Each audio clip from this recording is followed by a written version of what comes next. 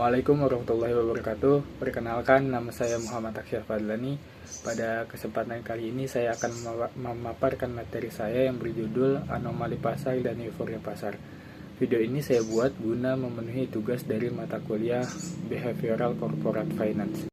Baik, untuk pembahasan yang pertama, tentunya di sini saya akan membahas tentang definisi dari anomali pasar itu sendiri. Definisi dari anomali pasar.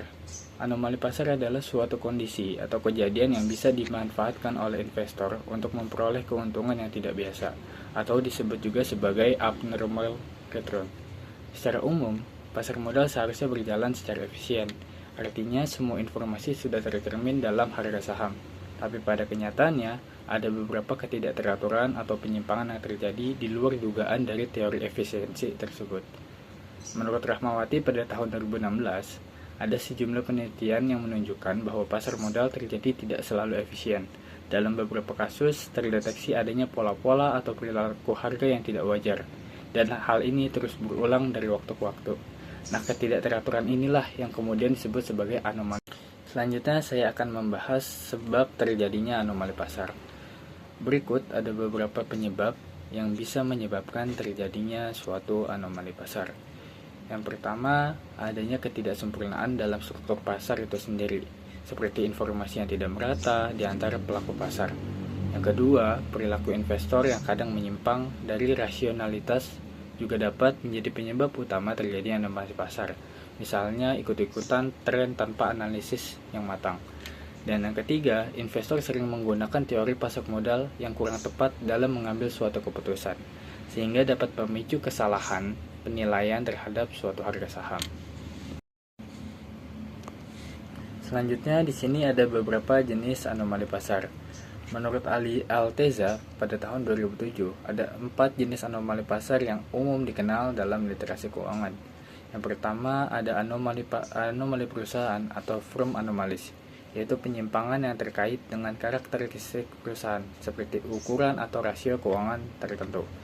Yang kedua, ada anomali musiman atau seasonal anomalies. Contohnya adalah efek Januari, di mana harga saham cenderung naik di awal tahun.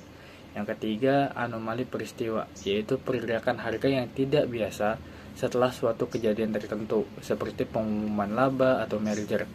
Dan yang terakhir, ada anomali akuntansi, yaitu penyimpangan yang timbul dari informasi laporan keuangan yang tidak direspon pasar.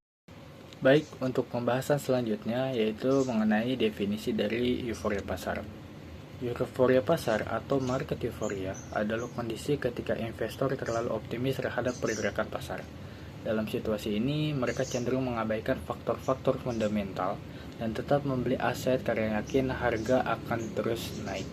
Akibatnya, harga aset meningkat tajam, padahal risiko yang sebenarnya adanya justru tidak diperhatikan. Selanjutnya, ada mekanisme terjadinya euforia pasar. Mekanisme terjadinya euforia pasar biasanya berlangsung dalam 5 tahap. Pertama, ada displacement, yaitu perubahan besar seperti inovasi atau kondisi ekonomi baru yang menarik perhatian investor.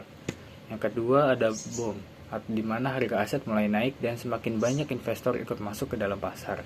Yang ketiga, ada euforia, saat investor jadi sangat optimis dan yakin harga akan terus naik, meskipun sudah tidak realistis lagi.